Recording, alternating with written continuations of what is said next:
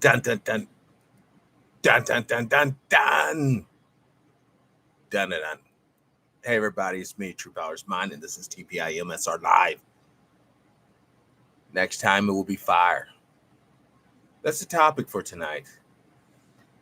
Thank you all for joining me, all around the world, my friends, my allies, my comrades, my fellow humans. The fire is coming because of our lack of forgiveness, our lack of unity, our lack of love. It's all but pregone conclusion. I want to jump into the news before I go into the video I will dissect tonight, my special way. But let's go to the news real quick. This hairless monkey. All right, hold on. Let me cut her just a little bit. There we go.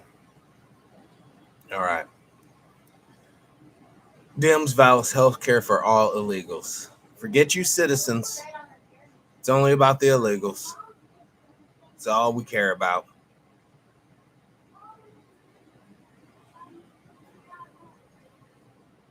It would appear America's already destroyed the United States. With all these outlandish headlines. Get Joe. Get Joe what, a hug? You know he's a hugger. Who's this guy? Virgin Mobile guy.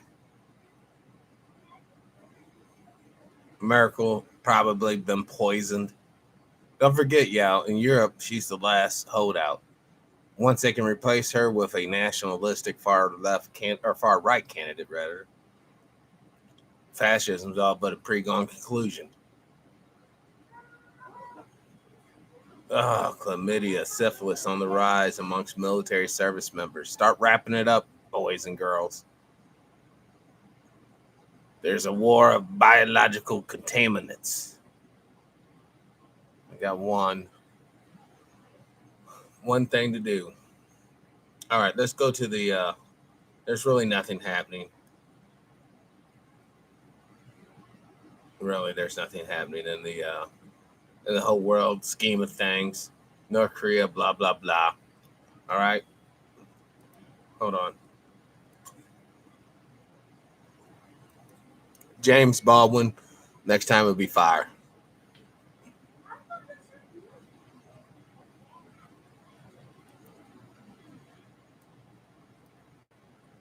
But I was a child. When a child opens his eyes in the world, he has to use what he sees. There's nothing else to use.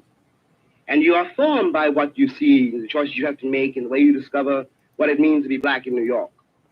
I don't know how you discover what it means to be black in London, but I know what it means, how you discover that in New York, and then throughout the entire country. I know how, as you grow older, you watch in the richest city in the world, and the most famous, the richest, freest nation in the world, in the Western world. I know how you watch as you grow older. Literally, and this is not a figure of speech. The corpses of your brothers and your sisters pile up around you. And not for anything they have done. They were too young to have done anything. In any case, too helpless. But what one does realize is that when you try to stand up and look the world in the face like you had a right to be here, when you do that, without knowing that this is the result of it, you have attacked the entire power structure of the Western world. Well, it's been a year since the inception of the black curriculum. Okay. Hold on. That was not the one I wanted. Oh, here it is. Yes, I got it. Hold on. Well, you were born. Here you came. Something like 15 years ago. And though your father and mother and grandmother, looking about the streets through which they were carrying you, staring at the walls into which they brought you, had every reason to be heavy-hearted, yet they were not. For here you were, Big James, named for me. You were a big baby. I was not. Here you were, to be loved. To be loved, baby, hard at once, and forever to strengthen you against the loveless world. Remember that. I know how black it looks today for you. It looked bad that day, too. Yes, we were trembling. We've not stopped trembling yet. But if we had not loved each other, none of us would have survived. And now you must survive because we love you, and for the sake of your children and your children's children. This innocent country set you down in a ghetto in which, in fact, it intended that you should perish. Let me spell out precisely what I mean by that. For the heart of the matter is here, and the root of my dispute with my country. You were born where you were born, and faced the future that you faced because you were black, and for no other reason. The limits of your ambition were, thus, expected to be set forever. You were born into a society which spelled out with brutal clarity, and, in as many ways as possible, that you were a worthless human being. You were not expected to aspire to excellence. You were expected to make peace with mediocrity. Wherever you have turned, James, in your short time on this earth, you've been told where you could go and what you could do. And that's the problem. That's what the show's all about.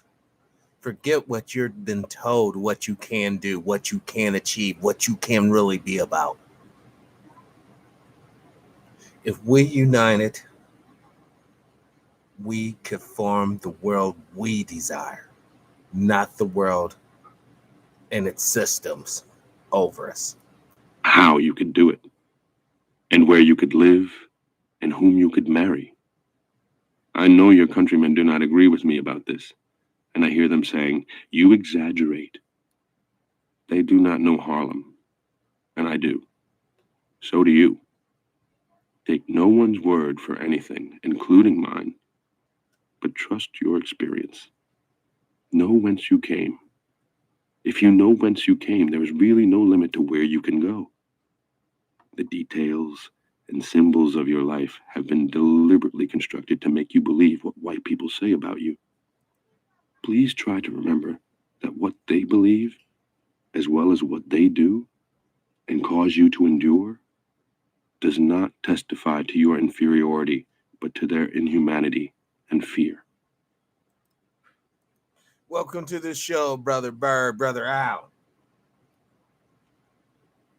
These are such wise words. I mean, I know they were written in a different time, but they still have echoings of truth today. If you're going to sit there and allow someone to determine who and what you are about, then you have no reason when you're unhappy and miserable because you allowed that to happen. You are the fire this time.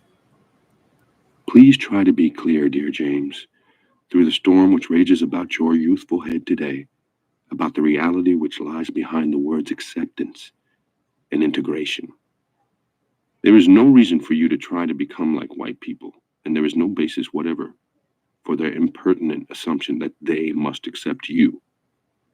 The really terrible thing, old buddy, is that you must accept them. And I mean that very seriously. You must accept them. Now, this is kind of going to the show last night. I just want to segue. That's some pretend power, old boy, at the end there was talking about. He was pretending, no. In reality, who has the button? Who has the finger on the nuclear weapon? Who has the fingers on the biological agents? Who has the fingers on the guns, hand grenades, and tanks? We have to accept each other as humanity. If not, then what's going to happen is utter annihilation for all. One physical, and then the second will be genetic. Let's continue. And accept them with love, for these innocent people have no other hope. They are, in effect, still trapped in a history which they do not understand, and until they understand it, they cannot be released from it. They have had to believe for many years, and for innumerable reasons, that black men are inferior to white men. Many of them, indeed, know better. But as you will discover, people find it very difficult to act on what they know. To act is to be committed, and to be committed is to be in danger. In this case, the danger in the minds of most white Americans is the loss of their identity. Try to imagine how you would feel if you woke up one morning to find the sun shining and all the stars aflame. You would be frightened because it is out of the order of nature. Any upheaval in the universe is terrifying because it so profoundly attacks one's sense of one's own reality. Well, the black man has functioned in the white man's world as a fixed star, as an immovable pillar. And as he moves out of his place, heaven and earth are shaken to their foundations. You, don't be afraid. I said that it was intended that you should perish in the ghetto. Perish by never being allowed to go beyond the white man's definitions. And don't forget, it's not just the ghettos. All right, the suburbs and the country too. All right. This somewhat divisive a little bit. If you're not from the ghetto, you don't get to participate in the collective discrimination and all that good stuff. And the thing about it is, by never being allowed to spell your proper name, you have, and many of us have, defeated this intention. And by a terrible law, a terrible paradox, those innocents who believe that your imprisonment made them safe are losing their grasp of reality. But these men are your brothers, your lost younger brothers. And if the word integration means anything, this is what it means. That we, with love, shall force our brothers to see themselves as they are, to cease fleeing from reality and begin to change it. For this is your home, my friend. Do not be driven from it. Do not be driven from it. That's my message tonight. I am not going nowhere. This is my home. I'm not going to Asia. I'm not going to Kemet. I'm not going to South America. I'm not going to Europe. I'm not going to the North Pole. I'm staying my ass right here. And you should do as well. And build what we need to build. Great men have done great things here and will again. And we can make America what America must become. It will be hard, James, but you come from sturdy peasant stock, men who picked cotton and dammed rivers and built railroads, and in the teeth of the most terrifying odds, achieved an unassailable and monumental dignity. You come from a long line of great poets, some of the greatest poets since Homer. One of them said, "The very time I thought I was lost, my dungeon shook and my chains fell off." You know, and I know, that the country is celebrating 100 years of freedom, 100 years too soon. We cannot be free until they are free. God bless you, James, and Godspeed. Your uncle, James. Down at the cross, letter from a region in my mind. Take up the white man's burden. Ye dare not stoop to less, nor call too loud on freedom to cloak your weariness. By all ye cry or whisper, by all ye leave or do, the silent, sullen peoples shall weigh your gods and you. Kipling. Down at the cross where my Savior died, down where for cleansing from sin I cried, there to my heart was the blood applied, singing glory to his name. Him. I underwent during the... Z2, welcome to the show. Calvin. Well, we're talking about James Baldwin's book. Next time, or The Fire next time. And we're having my special brand of commentary.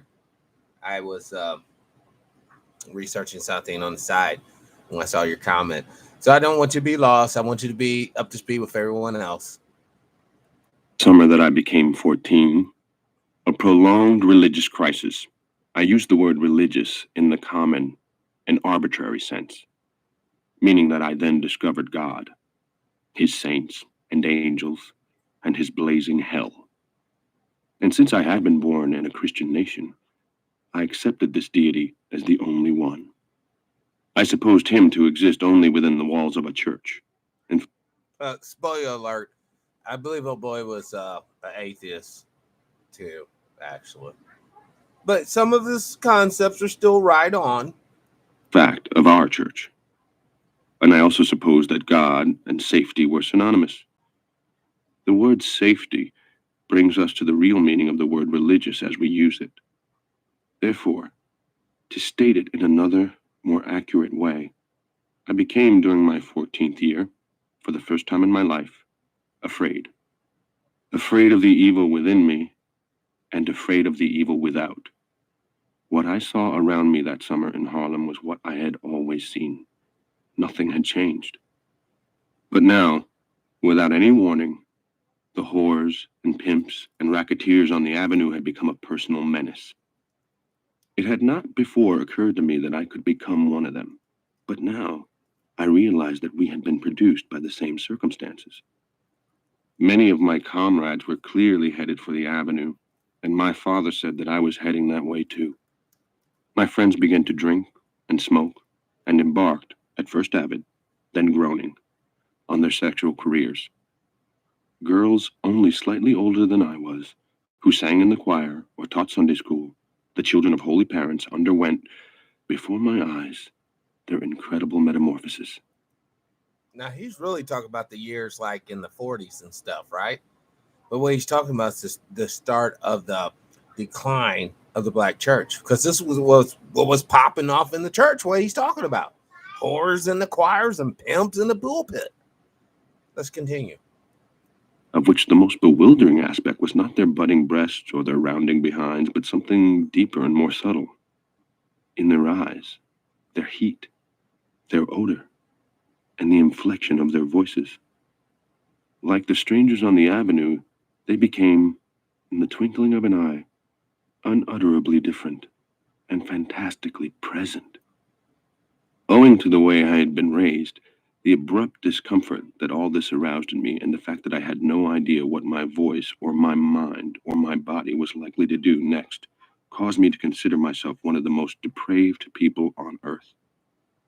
Matters were not helped by the fact that these holy girls seemed rather to enjoy my terrified lapses, our grim, guilty, tormented experiments, which were at once as chill and joyless as the Russian steppes, and hotter by far than all the fires of hell. Yet there was something deeper than these changes and less definable that frightened me. It was real in both the boys and the girls, but it was somehow more vivid in the boys. In the case of the girls, one watched them turning into matrons before they had become women. They began to manifest a curious and really rather terrifying single-mindedness. It is hard to say exactly how this was conveyed. Something implacable in the set of the lips. Something far-seeing, seeing what? In the eyes. Some new and crushing determination in the walk. Something peremptory in the voice. They did not tease us, the boys, anymore. They reprimanded us sharply, saying, "You better be thinking about your soul." For the girls also saw the evidence on the avenue, knew what the price would be. For them, of one misstep, knew that they had to be protected. and that we were the only protection there was. They understood that they must act as God's decoys, saving the souls of the boys for Jesus and binding the bodies of the boys in marriage. For this was the beginning of our burning time, and it is better, said St. Paul, who elsewhere with a most unusual and stunning exactness described himself as a wretched man, to marry than to burn. And I began to feel in the boys a curious, wary, bewildered despair, as though they were now settling in for the long, hard winter of life. I did not know then what it was that I was reacting to. I put it to myself that they were letting themselves go. In the same way that the girls were destined to gain as much weight as their mothers, the boys, it was clear, would rise no higher than their fathers. School began to reveal itself, therefore, as a child's game that one could not win, and boys dropped out of school and went to work. My father wanted me to do the same. I refused, even though I no longer had any illusions about what an education could do for me. And what exactly is that? See, they explained the problem in the beginning. It's liberation, it's freedom, it's liberty. If you don't have that, you can be as educated as you want to be, but you're still trapped in the system. I had already encountered too many college graduate handymen. My friends were now downtown, busy, as they put it, fighting the man. They began to care less about the way they looked, the way they dressed, the things they did. Presently, one found them in 2s and 3s and 4s in a hallway, sharing a jug of wine or a bottle of whiskey, talking, cursing, fighting, sometimes weeping, lost and unable to say what it was that oppressed them, except that they knew that it was the man, the white man. And there seemed to be no way whatever to remove this cloud that stood between them and the sun, between them and love and life and power, between them and whatever it was that they wanted. One did not have to be very bright to realize how little one could do to change one's situation. One did not have to be abnormally sensitive to be worn down to a cutting edge by the incessant and gratuitous humiliation and danger one encountered every working day, all day long. The humiliation did not apply merely to working days or workers. I was 13 and was crossing Fifth Avenue on my way to the 42nd Street Library, and the cop in the middle of the street muttered as I passed him, "Why don't you niggas stay uptown where you belong?" When I was 10, and didn't look certainly any older, 2 policemen amused themselves with me by frisking me, making comic and terrifying speculations concerning my ancestry and probable sexual prowess, and for good measure leaving me flat on my back in one of Harlem's empty lots. Just before and then during the Second World War, many of my friends fled into the service, all to be changed there, and rarely for the better, many to be ruined and many to die. Others fled to other states and cities, that is, to other ghettos. Some went on wine or whiskey or the needle, and are still on it. And others, like me, fled into the church. Not a cool place to flee into. This book shows the dark, seedy side of reality that many people are cast into, not due to their actions, just because who they are. For the wages of sin were visible everywhere, in every wine-stained and urine-splashed hallway, in every clanging ambulance bell, in every scar on the faces of the pimps and their whores, in every helpless newborn baby being brought into this danger, in every knife and pistol fight on the avenue, and in every disastrous bulletin.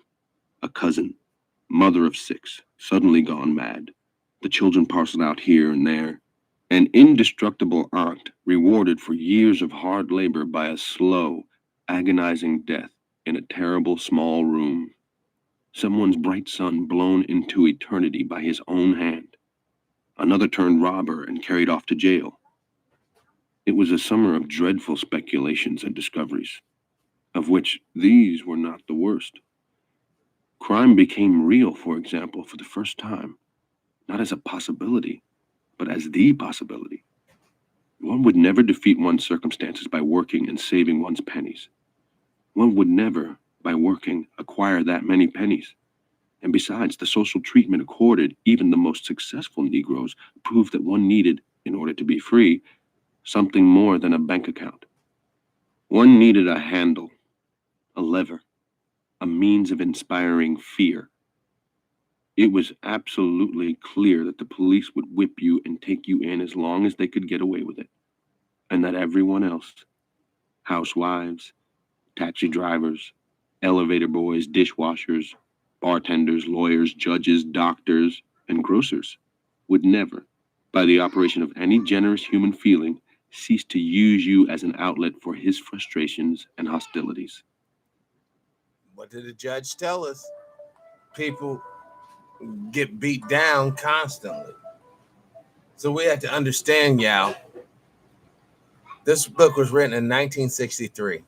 I ask you, listeners, what has changed? Neither civilized reason nor Christian love would cause any of those people to treat you as they presumably wanted to be treated. Only the fear of your power to retaliate would cause them to do that, or to seem to do it, which was, and is, good enough. There appears to be a vast amount of confusion on this point, but I do not know many Negroes who are eager to be accepted by white people, still less to be loved by them. They, the blacks, simply don't wish to be beaten over the head by the whites every instant of our brief passage on this planet. White people in this country will have quite enough to do in learning how to accept and love themselves and each other, and when they have achieved this, which will not be tomorrow, and may very well be never, the Negro problem will no longer exist, for it will no longer be needed. People more advantageously placed than we in Harlem were, and are, will no doubt find the psychology and the view of human nature sketched above dismal and shocking in the extreme.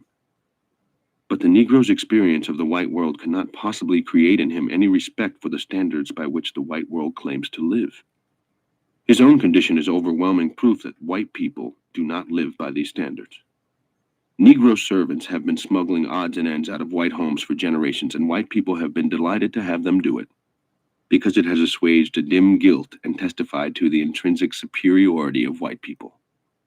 Even the most doltish and servile Negro could scarcely fail to be impressed by the disparity between his situation and that of the people for whom he worked. Negroes who were neither doltish nor servile did not feel that they were doing anything wrong when they robbed white people. In spite of the Puritan Yankee equation of virtue with well-being, Negroes had excellent reasons for doubting that money was made or kept by any very striking adherence to the Christian virtues. It certainly did not work that way for black Christians. In any case, white people who had robbed black people of their liberty and who profited by this theft every hour that they lived had no moral ground on which to stand. They had the judges, the juries, the shotguns, the law, in a word, power. But it was a criminal power, to be feared but not respected, and to be outwitted in any way whatever. And those virtues preached but not practiced by the white world were merely another means of holding Negroes in subjection. It turned out then that summer that the moral barriers that I had supposed to exist between me and the dangers of a criminal career were so tenuous as to be nearly non-existent. I certainly could not discover any principled reason for not becoming a criminal, and it is not my poor God-fearing parents who are to be indicted for the lack, but this society. I was icily determined, more determined really than I then knew, never to make my peace with the ghetto, but to die and go to hell before I would let any white man spit on me, before I would accept my place in this republic. I did not intend to allow the white people of this country to tell me who I was, and limit me that way, and polish me off that way. And yet, of course, at the same time, I was being spat on, and defined, and described, and limited, and could have been polished off with no effort whatever. And what he means by polish off is actually killed. You see, we're listening to a man, on one hand, has some very beautiful thoughts and concepts, but then he fails to see the fantasy that he subscribes to at the same time. Every Negro boy in my situation during those years at least, who reaches this point realizes at once, profoundly, because he wants to live, that he stands in great peril and must find, with speed, a thing, a gimmick, to lift him out, to start him on his way. And it does not matter what the gimmick is. It was this last realization that terrified me, and, since it revealed that the door opened on so many dangers, helped to hurl me into the church.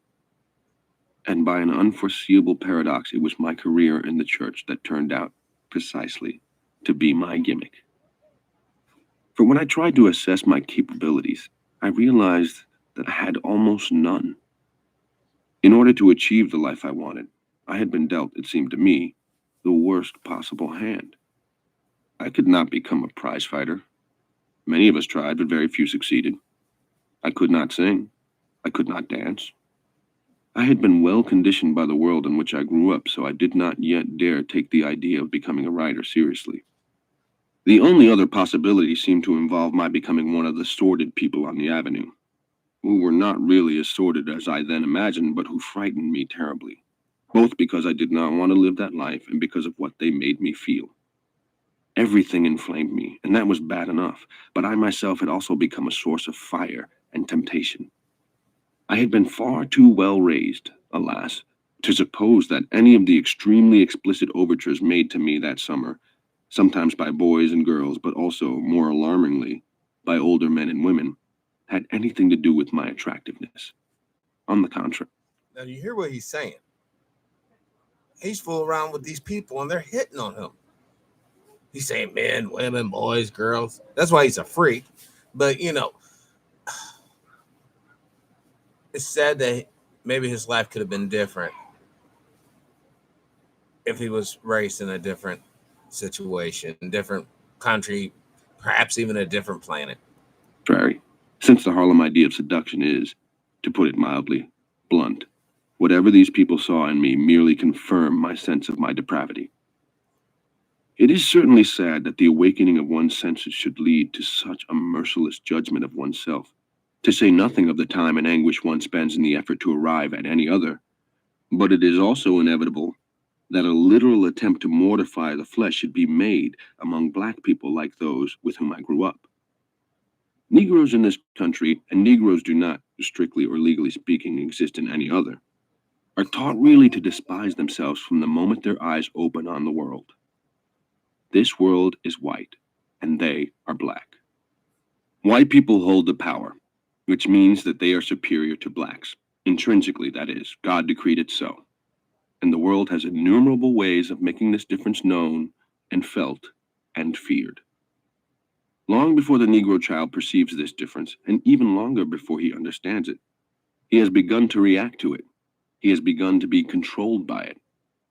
Every effort made by the child's elders to prepare him for a fate from which they cannot protect him causes him secretly, in terror, to begin to await, without knowing that he is doing so, his mysterious and inexorable punishment. He must be good, not only in order to please his parents and not only to avoid being punished by them. Behind their authority stands another, nameless and impersonal, infinitely harder to please and bottomlessly cruel.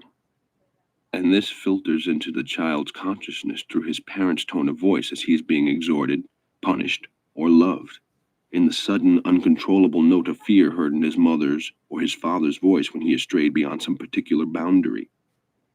He does not know what the boundary is, and he can get no explanation of it, which is frightening enough. But the fear he hears in the voices of his elders is more frightening still. The fear that I heard in my father's voice, for example, when he realized that I really believed I could do anything a white boy could do, and had every intention of proving it, was not at all like the fear I heard when one of us was ill, or fallen down the stairs, or strayed too far from the house. It was another fear, a fear that the child, in challenging the white world's assumptions, was putting himself in the path of destruction.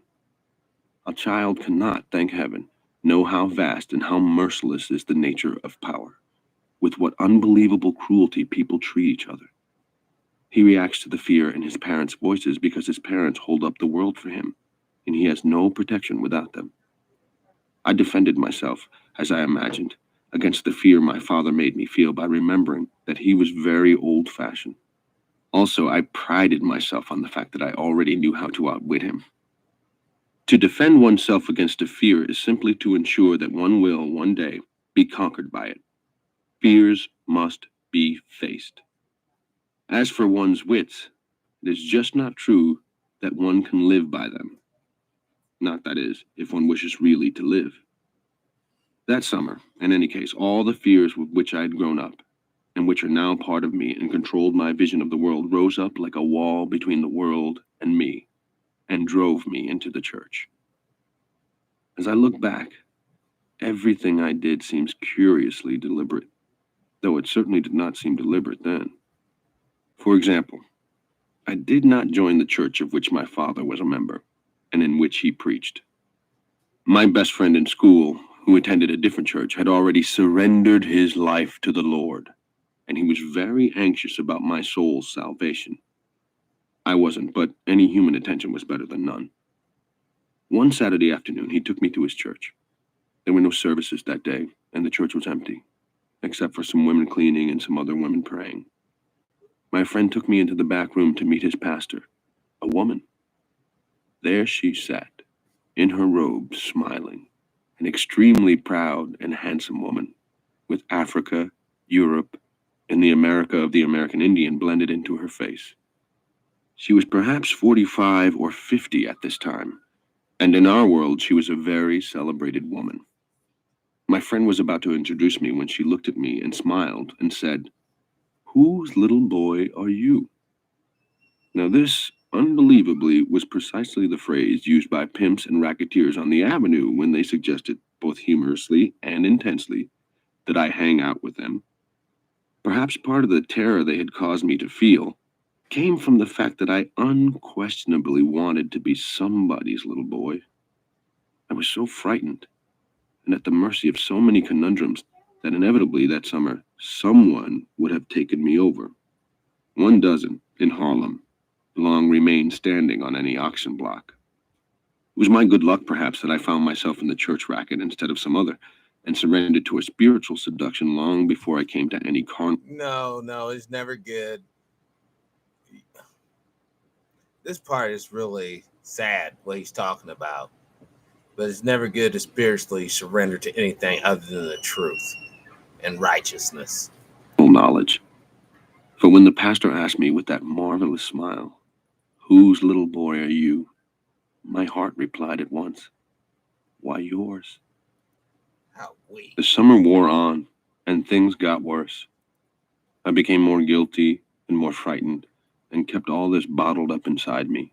And naturally, inescapably, one night, when this woman had finished preaching, everything came roaring, screaming, crying out, and I fell to the ground before the altar. It was the strangest sensation I have ever had in my life, up to that time or since. I had not known that it was going to happen, or that it could happen. One moment I was on my feet, singing and clapping, and at the same time working out in my head the plot of a play I was working on then. The next moment, with no transition, no sensation of falling, I was on my back, with the lights beating down into my face and all the vertical saints above me. I did not know what I was doing down so low or how I had got there, and the anguish that filled me cannot be described. It moved in me like one of those floods that devastate counties, tearing everything down, tearing children from their parents, and lovers from each other, and making everything an unrecognizable waste. All I really remember is the pain, the unspeakable pain. It was as though I were yelling up to heaven, and heaven would not hear me. And if heaven would not hear me, if love could not descend from heaven to wash me, to make me clean, then utter disaster was my portion. Yes, it does indeed mean something, something unspeakable, to be born in a white country, an Anglo-Teutonic anti-sexual country, black. You very soon, without knowing it, give up all hope of communion. Black people mainly look down or look up, but do not look at each other, not at you. And white people mainly look away. And the universe is simply a sounding drum. There is no way whatever, so it seemed then and has sometimes seemed since, to get through a life, to love your wife and children or your friends or your mother and father, or to be loved. The universe, which is not merely the stars and the moon and the planets, flowers, grass, and trees, but other people, has evolved no terms for your existence, has made no room for you, and if love will not swing wide the gates, no other power will, or real power will. True power will open them gates. Unity and biomass, yeah, absolutely. Or love, like he says, converting the enemy into your brother and sister. can. And if one despairs, as who has not, of human love, God's love alone is left. But God, and I felt this even then, so long ago on that tremendous floor unwillingly, is white. And if his love was so great, on this show, y'all know the deal. You got to look at history, you got to look at science, and what he says. I mean, I guess maybe for him was true, but in reality, you all know. And if he loved all his children, why were we, the blacks, cast down so far? Why? In spite of all I said thereafter, I found no answer on the floor. Not that answer, anyway. And I was on the floor all night. Over me, to bring me through, the saints sang and rejoiced and prayed. And in the morning when they raised me, they told me that I was saved. Well, indeed I was, in a way, for I was utterly drained and exhausted, and released for the first time from all my guilty torment. I was aware then only of my relief. For many years I could not ask myself why human relief had to be achieved in a fashion at once so pagan and so desperate, in a fashion at once so unspeakably old and so unutterably new. And by the time I was able to ask myself this question, I was also able to see that the principles governing the rites and customs of the churches in which I grew up did not differ from the principles governing the rites and customs of other churches, white. The principles were blindness, loneliness, and terror. The first principle necessarily and actively cultivated in order to deny the two others. I would love to believe that the principles were faith, hope, and charity. But this is clearly not so for most Christians, or for what we call the Christian world. I was saved, but at the same time, out of a deep adolescent cunning I do not pretend to understand, I realized immediately that I could not remain in the church merely as another worshiper. I would have to give myself something to do in order to not be too bored and find myself among all the wretched unsaved of the avenue. And I don't doubt that I also intended to best my father on his own ground. Anyway, very shortly after I joined the church, I became a preacher, a young minister, and I remained in the pulpit for more than 3 years. My youth quickly made me a much bigger drawing card than my father. I pushed this advantage ruthlessly, for it was the most effective means I had found of breaking his hold over me. That was the most frightening time of my life, and quite the most dishonest, and the resulting hysteria lent great passion to my sermons, for a while. I relished the attention and the relative immunity from punishment that my new status gave me, and I relished, above all, the sudden right to privacy. It had to be recognized, after all, that I was still a schoolboy with my schoolwork to do, and I was also expected to prepare at least one sermon a week.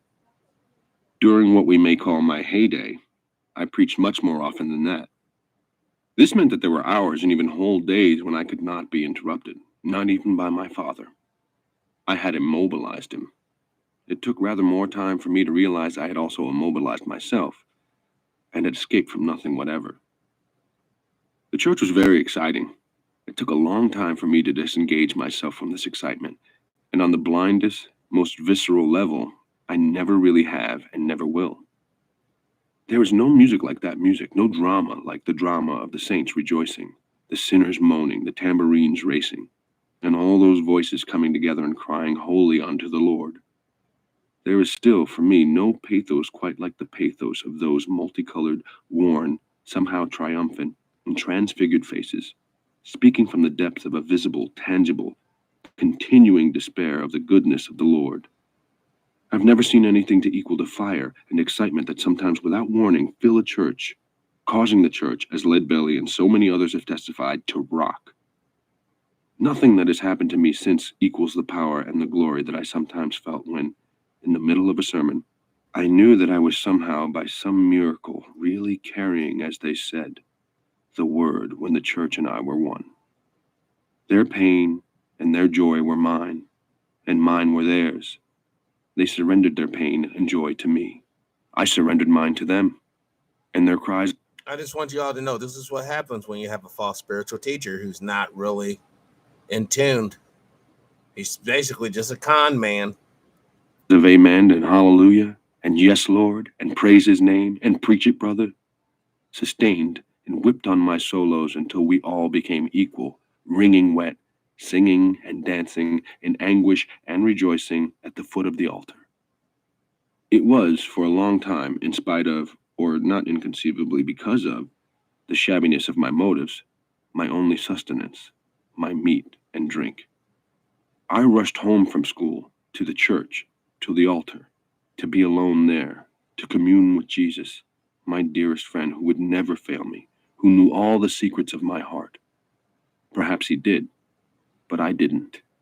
And the bargain we struck, actually, down there at the foot of the cross, was that he would never let me find out.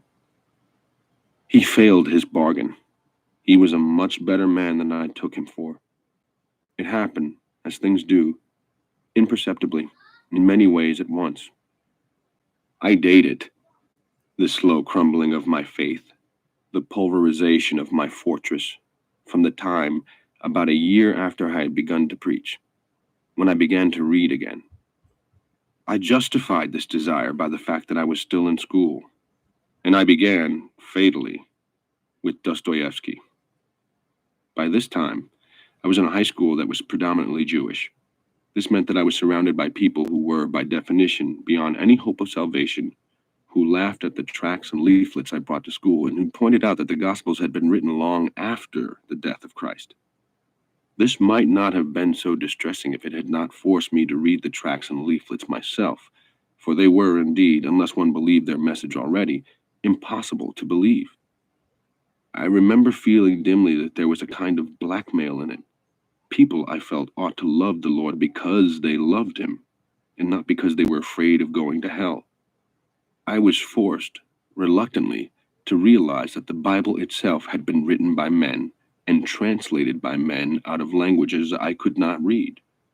And I was already, without quite admitting it to myself, terribly involved with the effort of putting words on paper. Of course, I had the rebuttal ready. These men had all been operating under divine inspiration. Had they? All of them? And I also knew by now, alas, far more about divine inspiration than I dared admit, for I knew how I worked myself up into my own visions, and how frequently, indeed incessantly, the visions God granted to me differed from the visions he granted to my father. Now, isn't it odd how old boy, and remember Amun Ra or whatever, Top Ramen, the atheist guy, you see how they always use their fall, their disillusion with the dogma, and they attach that to God's not being real. He does the same thing ultimately. But I did find the very first part of this very interesting, how he was breaking down the psychological mechanics of growing up in this society, which I think we all can relate to, without a doubt. Now, I did post a link to this video, so it's like a 2-hour something. You can totally go and listen to it. Let me post it again. If you found this interesting, I do want to give out a quick reminder that tomorrow at 5 p.m. Central Time, 7 p.m. Eastern Time, and 4 p.m. Pacific Time, I'll have on the folks from the International Peace Movement, Dr. Stewart, and the panel once again. We're going to talk about solutions to the problem. That's one of the reasons why I made this show. It's this would be a good segue into that big show tomorrow. I'm looking to get also some surprise guests on, or back on, shall I say. But we got a few more minutes, and I want to play a few more minutes of this for you. I did not understand the dreams I had at night, but I knew that they were not holy. For that matter, I knew that my waking hours were far from holy. I spent most of my time in a state of repentance for things I had vividly desired to do but had not done.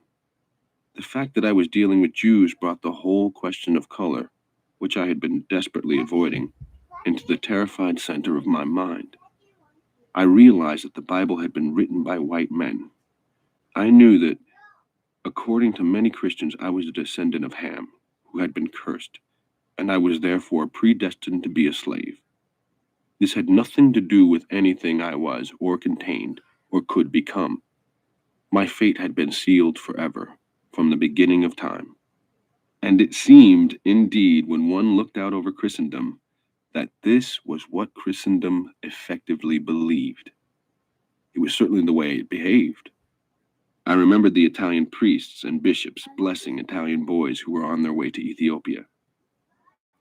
Again, the Jewish boys in high school were troubling because I could find no point of connection between them and the Jewish pawnbrokers and landlords and grocery store owners in Harlem. I knew that these people were Jews. God knows I was told it often enough, but I thought of them only as white. Jews, as such, until I got to high school, were all incarcerated in the Old Testament, and their names were Abraham, Moses, Daniel, Ezekiel, and Job, and Shadrach, Meshach, and Abednego. It was bewildering to find them so many miles and centuries out of Egypt and so far from the fiery furnace. My best friend in high school was a Jew. He came to our house once, and afterward my father asked, as he asked about everyone, "Is he a Christian?" By which he meant, "Is he saved?" I really do not know whether my answer came out of innocence or venom, but I said coldly, "No, he's Jewish." My father slammed me across the face with his great palm, and in that moment, everything flooded back. I think his daddy might be a little anti-Semitic.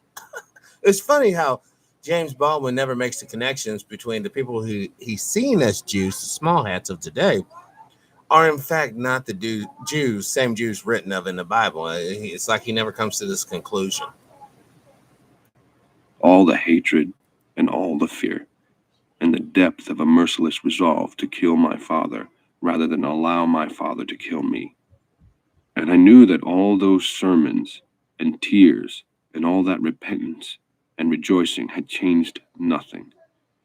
I wondered if I was expected to be glad that a friend of mine or anyone was to be tormented forever in hell. And I also thought, suddenly, of the Jews in another Christian nation, Germany.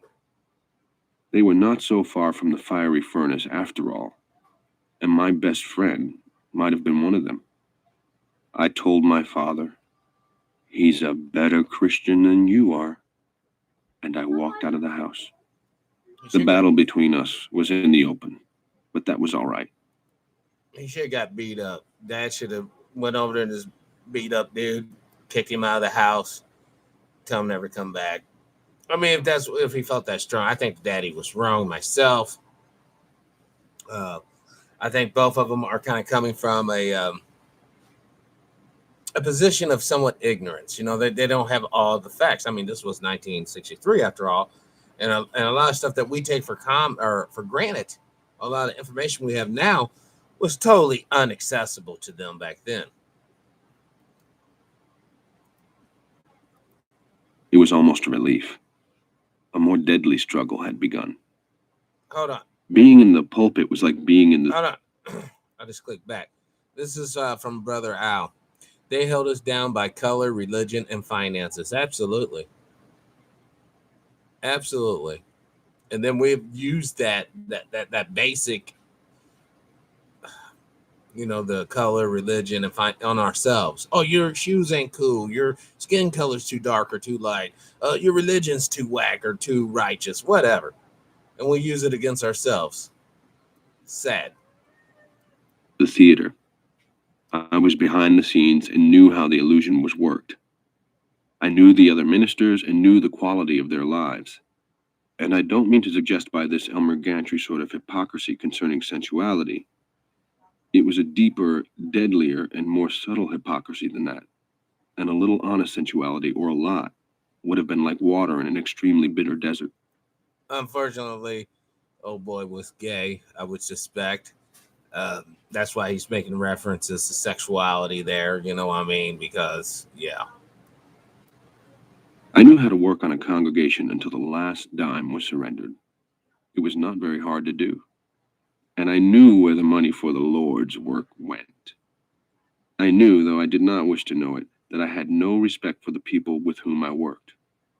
I could not have said it then, but I also knew that if I continued, I would soon have no respect for myself. And the fact that he really shouldn't have had none to begin with. And she's sitting up here robbing the poor people, not believing the word, just blah, blah, blah, yeah, hallelujah, fill up my pot and my collection plate, yeah. Ripping little boys off up in there. That's disgusting. And that's why organizations are crumbling. I was the young brother Baldwin, increased my value with those same pimps and racketeers who had helped to stampede me into the church in the first place. They still saw the little boy they intended to take over. They were waiting for me to come to my senses and realize that I was in a very lucrative business.